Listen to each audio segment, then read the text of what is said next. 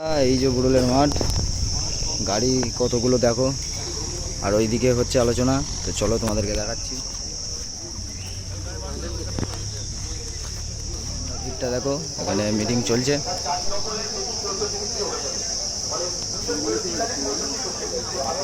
ঠিক আছে, হ্যাঁ, জনসভাটা দেখো বন্ধুরা।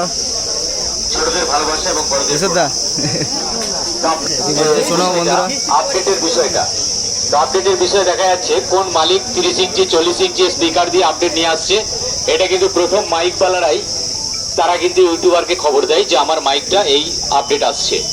এবং যারা যে সকল পার্টির ছেলেরা মাইক ভাড়া করে, তারা যে মাইকটাকে ভাড়া করছে তারা নির্দিষ্টভাবে সেটাকে মানুষের কাছে স্ট্যাটাস ছাড়ে। তো সেই জন্য এটা কিন্তু মালিকদেরকে সতর্ক হতে হবে প্রথম, যে আমি কোন বক্স নিয়ে আসছি, কি নিয়ে আসছি, সেটা ফিল্ডে দেখা যাবে।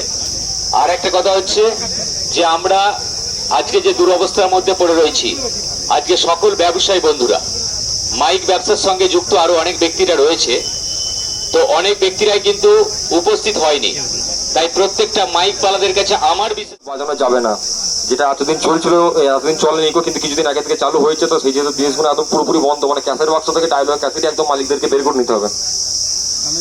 7 নম্বর হচ্ছে 16-30 স্পিকার বক্সে কোনো রকম, 16-30 স্পিকার বক্সের সামনে কোনো রকম, মানে যে পেটে যে চোঙগুলো বাঁধা হতো আমাদের 30 স্পিকার বক্সে 24 পিস, কেউ 30 পিস, কেউ আবার 36 পিসও লাগিয়ে দিত। তো বক্সের সামনে কোনো রকম চোঙ লাগানো যাবে না, যা হবে অনলি রাউন্ডে। 8 নম্বর নিয়ম হচ্ছে বক্সের বিট এবং চোঙের মিউজিক কোনো রকম, মানে চোঙের মিউজিক এবং বক্সের বিটের ক্যাসেট কোনো রকম ক্যাসেট বক্সে রাখা চলবে না। এবং ডেকের যে পেটিগুলো হয় আমাদের, ডেকের পেটিতেও ডেকের যে মানে বিটের ডেক বা মিউজিকের ডেক, এগুলোও কিন্তু রাখা যাবে না, কারণ রাখলেই সেগুলো পরিস্থিতির চাপে পার্টির ছেলেরা তখন রিকোয়েস্ট করবে, তখন মানে জোর করে চালাতে হবে। সেই জিনিসগুলো আগে থেকেই ওই জন্য ভাবনা চিন্তা করা হয়েছে, কোনো রকম নিয়ে যাওয়াই যাবে না।